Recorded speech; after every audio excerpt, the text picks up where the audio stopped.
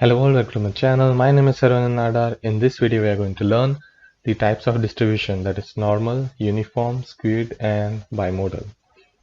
Let's start with normal distribution. In normal distribution, the mean, median, mode would be equal. As you can see in the graph is symmetrical before the peak and after the peak values. Let's start with uniform distribution. In uniform distribution, the graph has a constant value which makes a parallel line with x-axis. Skewed distribution, there are two types, that is negatively skewed and positively skewed. As the name suggests, in negatively skewed, the value starts decreasing towards the left hand side, which creates a peak at right side.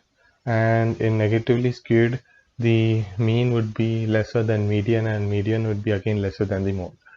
In positively skewed, as the name suggests, the values would start decreasing towards the right hand side and the mode would be greater than median and median would be again greater than mean.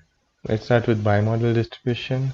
In bimodal distribution, as the name suggests, there would be two modes, that is two maximum points in our graph which could create two different peaks.